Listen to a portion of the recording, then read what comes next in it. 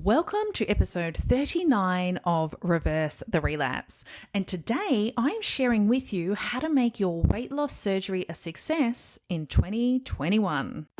You're in the right place if you're ready to stop the sabotage and weight regain post weight loss surgery and start losing again. Hi, I'm Georgie Beams. I'm a psychologist who works in the area of emotional eating, sabotage, and weight regain for weight loss surgery patients. I work both in a weight loss surgery clinic as well as supporting women online to reverse the relapse. I honestly believe that psychology should be a mandatory part of everyone's weight loss surgery journey. Your body has had an upgrade to version 2.0 after surgery, but your mind has been operating at version 1.0. You're here to update your mind to match your body and get back on your weight loss path, and I'm here to help you.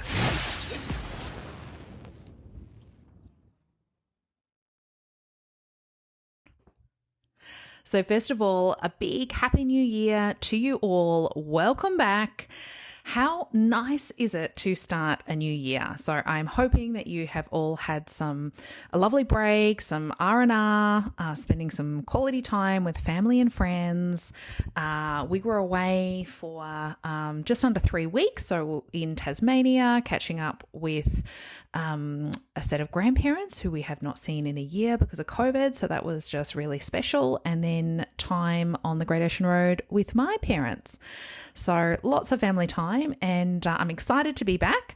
I'm excited about this year, and I have some exciting things in store for you in 2021. So the first one is I am running a free Control Your Cravings challenge.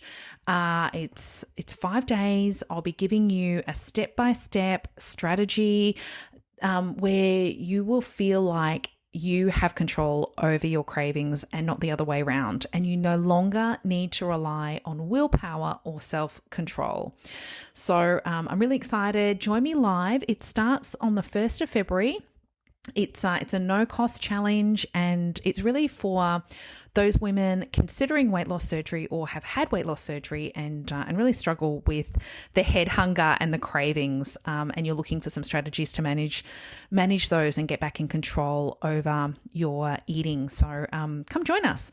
The link you'll find at www.georgiebeams.com. So come and sign up, and I would love to see you in there and help you. So let's talk about this time of year. This time of year, you are most likely getting bombarded with all of these messages around this whole new year, new you, all these dieting messages.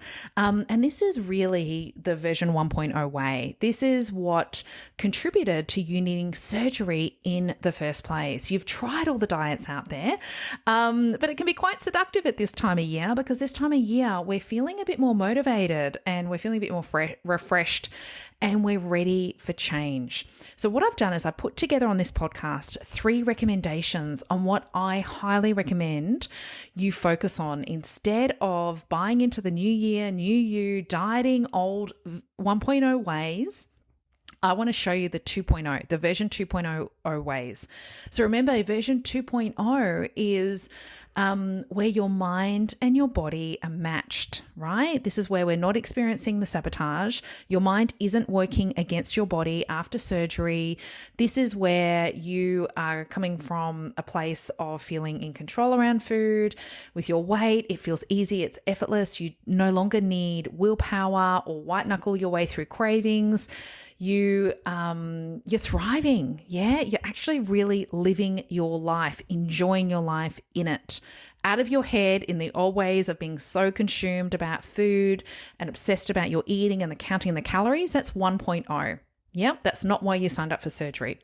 So these 3 recommendations are what I recommend you focus on to really embed and step in to your 2.0 self.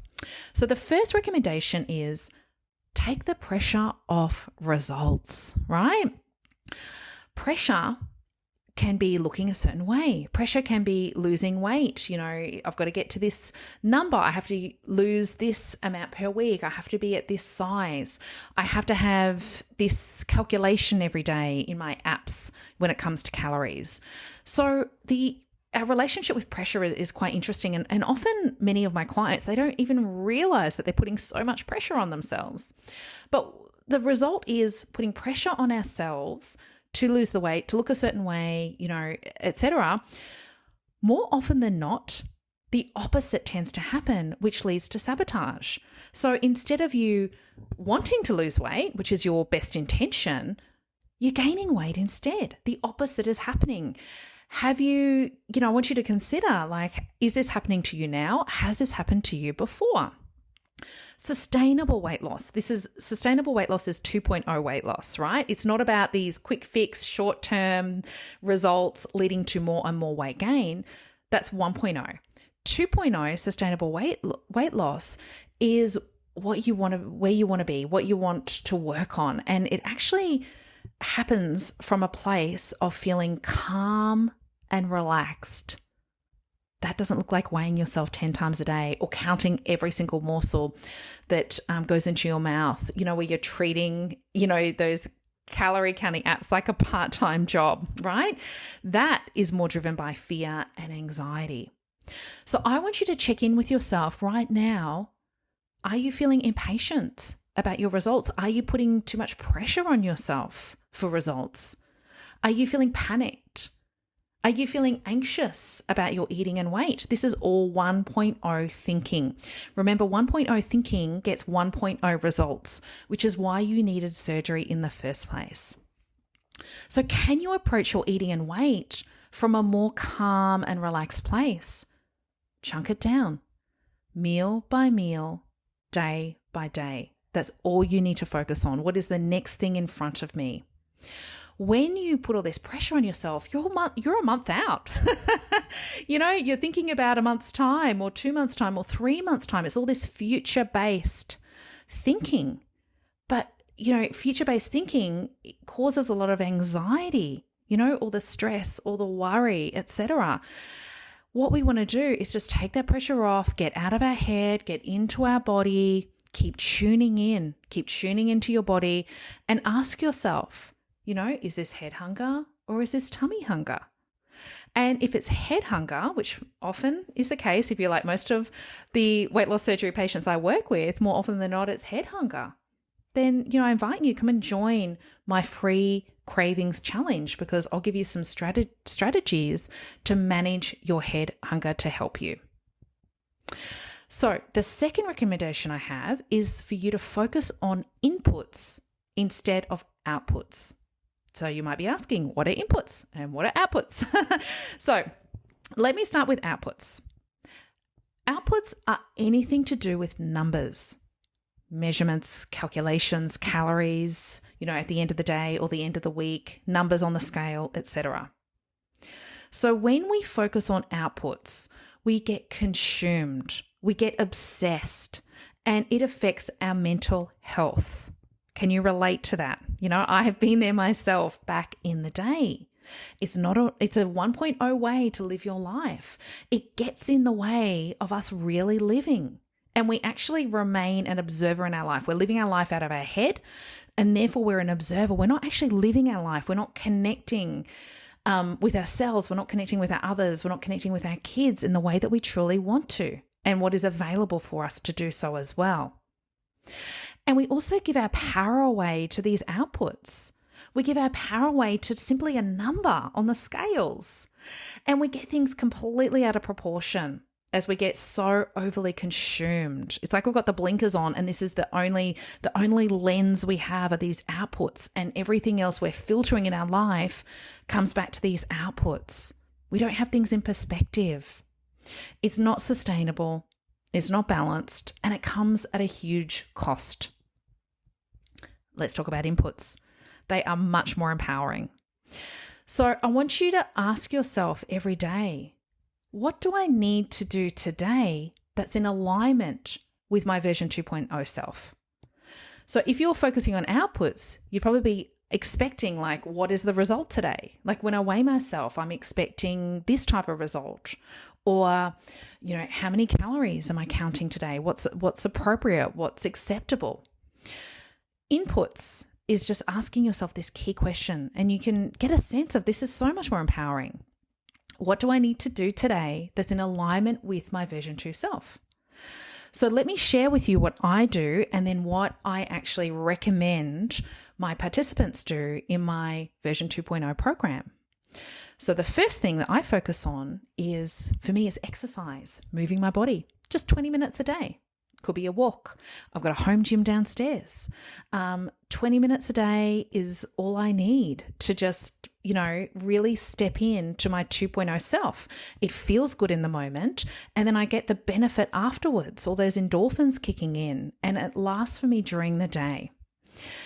The other thing that I do, and I actually have my participants do in my program, is visualization every morning.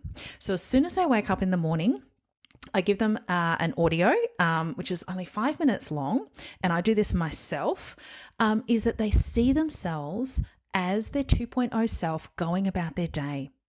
And in their mind, it's like a mental rehearsal, right? They get to create their day as their 2.0 self. So they connect with the feelings of feeling free and light and powerful and living their best life. And they see what they're wearing. They see themselves and their relationship with food and looking at what choices they make with their meals. They even see themselves when they're alone and make 2.0 choices in terms of how they spend their time alone. Remember, 1.0 might be sitting on the couch sneaking chocolate once the kids are in bed. What does a 2.0 self do at 9 o'clock at night? Now they see that in their mind. And what that really does is it connects them to these positive feelings. And the thing is, when you feel good, you make good choices. So that is something that I sort of recommend to do every morning as well. And then coming back to other tools, such as just even, everything is all about tuning in. And this is tuning into your body. Get out of your head. If you're like most of the weight loss surgery patients that I work with, you're too much in your head. Sabotage lives in your head. Sabotage does not live in your body. So the more you can keep tuning back into your body, checking in with yourself, how am I feeling? So stress, if you're a stress eater, for instance, I encourage my participants to be checking in with themselves during the day. Use a scale of 1 to 10. On a scale of 1 to 10, where's my stress levels? Okay, it's a 5. Okay. Another hour. Okay, it's right up to an 8 now. And then, in my program, I give them the tools then to get that right back, because it's the feelings that send us to the food. So you can keep tuning in around your stress levels and keeping an eye on that, tuning into your hunger. Is it head hunger? Is it tummy hunger? This is what we'll be covering off in the Cravings Challenge together. So I know when I focus on these inputs and I do these simple strategies consistently, right? Because that's key. My eating's under control. I feel good. When I feel good, I make good choices. When I feel good, I show up in the world in a positive way. And if I don't do this, I can be susceptible to overeating, right? And I know for many women, when they don't do this, I've done a lot of work on myself over the years in this area. But I know for many women, if they haven't done any work in this area and they're not focusing on the inputs and they're focusing on the outputs, it can be leading to out of control eating, the old 1.0 ways. So the final recommendation I have is I want you to ask yourself, what are the top values of my 2.0 self? And then I want you to focus on those values and being that person. So again, rather than focusing on your externals and how you look and all these outputs, right? We're giving them way too much power. The key to sustainable change and the 2.0 change is focusing on inputs, tuning in, coming back to yourself. So I recommend really focusing on who you want to be. Who is your 2.0 self? What's important to her? What does she stand for?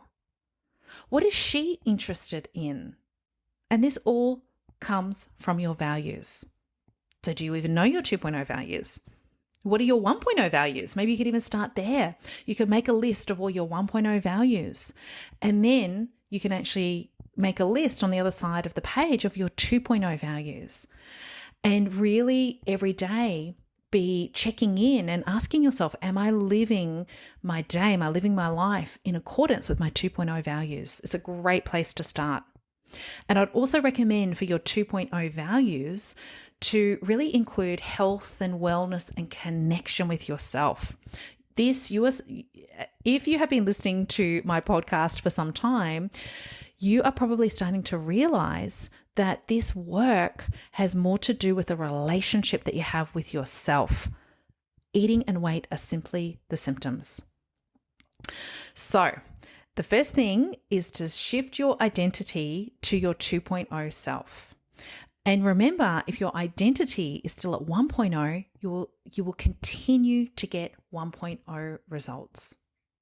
So I hope that's been helpful. They're my top 3 recommendations to kick off your year, to make it a good year. Focus on those inputs, keep tuning in. Come and join my free Cravings Challenge. We'll be spending time together. I'll be teaching you these really important tools that are going to make a huge difference. And thank you for being here. And I'm super excited about this year. I will see you on the next episode. Bye for now. If you loved the content in this podcast, you have to come and check out my one-on-one coaching program.